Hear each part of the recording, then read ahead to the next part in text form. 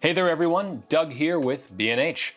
Today, we're taking a trip to the virtual world of the Oculus Quest 2. The Oculus line of headsets has of course been the premier way to experience VR for a few years now. But now the series has been simplified to just one headset, the Quest 2. With support for completely built-in VR gaming, you don't need any cables or tethers to get started, making this a perfect way to get into VR for the first time. Even better though, if you want to get into AAA VR games that require a dedicated PC, the Quest 2 can connect to your computer to display high-end VR gameplay with nothing more than a single cable. So, let's take a look. VR is serious business. The whole idea behind the Quest is to provide an all-in-one VR experience, so that means it has its own processor, RAM, and storage. The Snapdragon XR2 platform powers the device, while 6GB of RAM supplies a healthy amount of memory for smooth gameplay.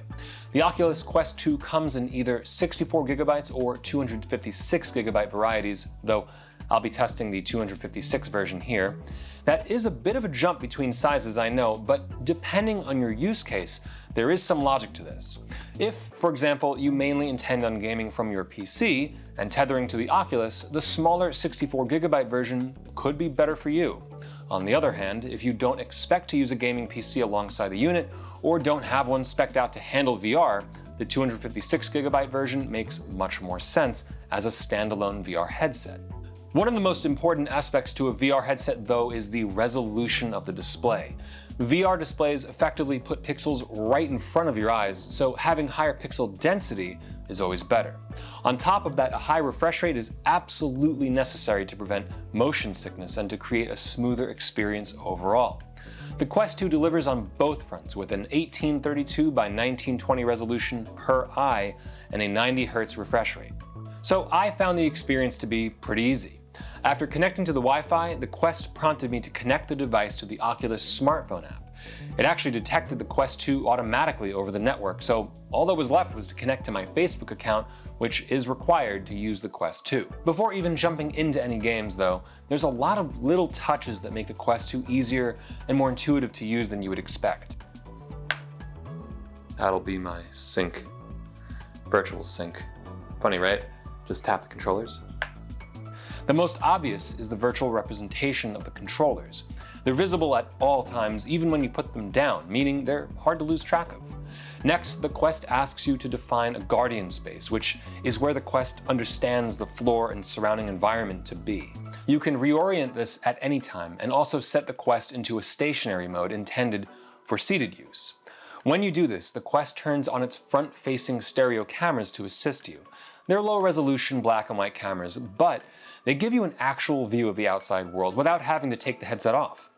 Not only that, but once you set up your boundaries, if you ever walk beyond them, the cameras automatically turn on, allowing you to avoid walking into something around you. But on to the real reason we're here. The Quest and Oculus interface experience in general is reminiscent of a smartphone.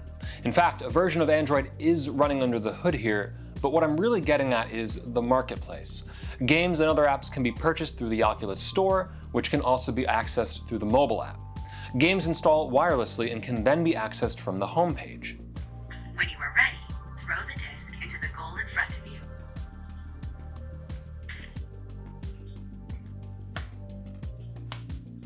Oh, I see. Okay, that didn't work. Okay. Oh my.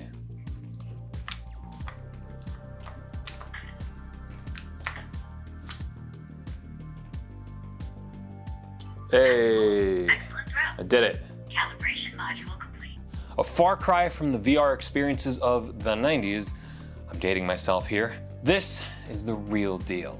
Now, I'll be honest, graphically speaking, what you get from the onboard gaming is more in line with mobile gaming. You're not going to see high polygon counts or realistic lighting effects here, but you are going to get an unbelievably immersive experience, and it's pretty hard not to be impressed.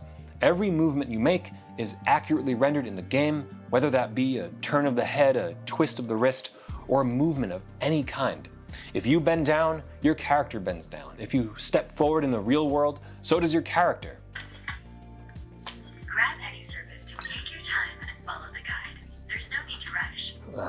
me back up a little bit. Oh, look at that. Of course, this opens the door to whole new types of games. Rail-based games are a great example, and there's a slew of rhythm games like Beat Saber that require you to duck, dodge, and slice your way through the game.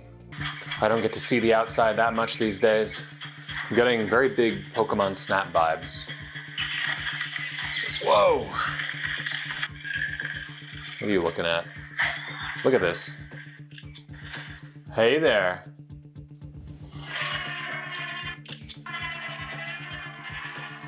That's predictable. Where are we going? More selfies. More selfies. Why, hello there. Aren't you cute? He knows I'm here.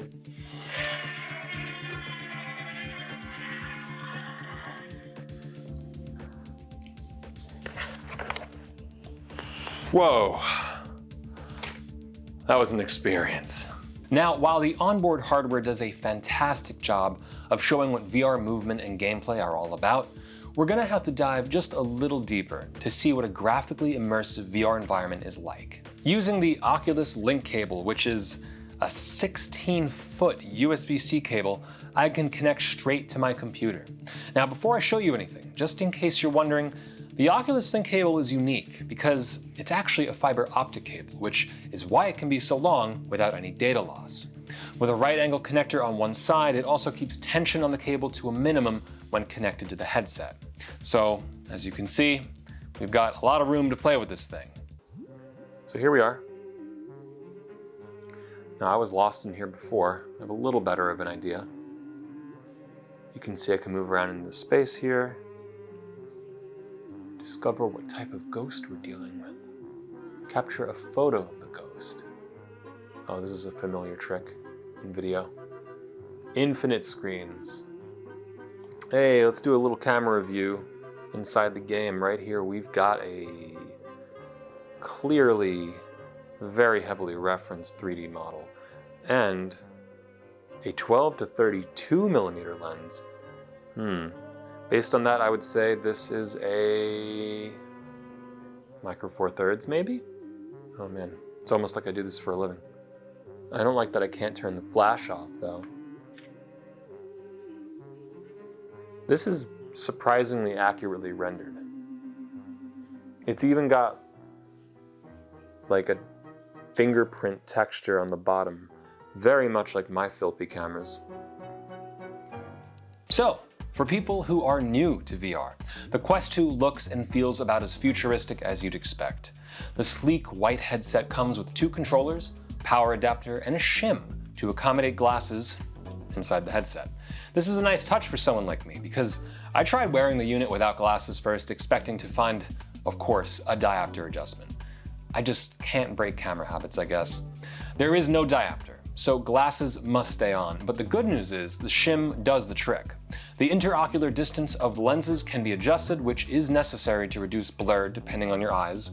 Internal speakers on the headset are surprisingly immersive, providing positional audio. Games that lean heavily on good sound design are going to sound fantastic on this. Most importantly, it was never uncomfortable. It didn't slip off or ever feel like a strain to wear, and the 90 Hz refresh rate of the display means eye fatigue should also be minimized, and the display itself was actually clearer than I expected it to be.